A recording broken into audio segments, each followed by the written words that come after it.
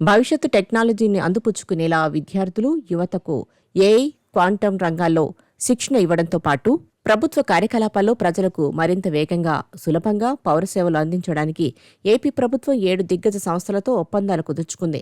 ఇందులో United Nations International Computing Centre, IBM, National Institute of Electronics and IT, Bharat Gen, Next Gen, IBM, Calibo AI, Wiser, IIT మద్రాసులు ఉన్నాయి. ఇందుకు సంబంధించిన ఒప్పంద పత్రాలపై ఢిల్లీలోని ఏఐ ఇంపాక్ట్ సమ్మిట్లో ముఖ్యమంత్రి చంద్రబాబు నాయుడు సమక్షంలో ఇరుపక్షాలు సంతకాలు చేశాయి. ఇందులో భాగంగా క్వాంటం, ఏఐ, సైబర్ సెక్యూరిటీ విభాగాల్లో రాష్ట్రంలోని 1,00,000 మంది యువతకు శిక్షణ ఇచ్చేలా రాష్ట్ర ప్రభుత్వం ఐబీఎంతో ఒప్పందం చేసుకుంది. IBM global digital learning platform ద్వారా ఐటీ పరిశ్రమలకు అవసరమైన నైపుణ్యాల్లో శిక్షణ ఇస్తారు.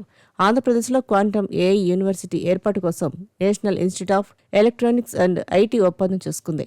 దక్షిణ భారతదేశంలో మొట్టమొదటి ఏఐ, క్వాంటం డీమ్డ్ యూనివర్సిటీ క్యాంపస్ను ఆ సంస్థ ఏపీలో ఏర్పాటు చేస్తుంది.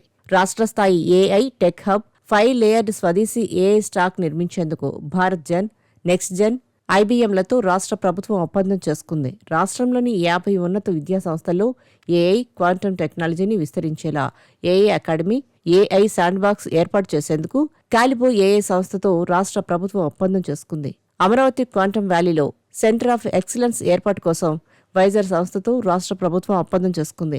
ఈ ఏడాది చివరి నాటికి 3.50 లక్షల మంది, 2027 నాటికి 6 లక్షల మంది ఏఐ క్వాంటం అభ్యాసకులను సిద్ధం చేస్తారు.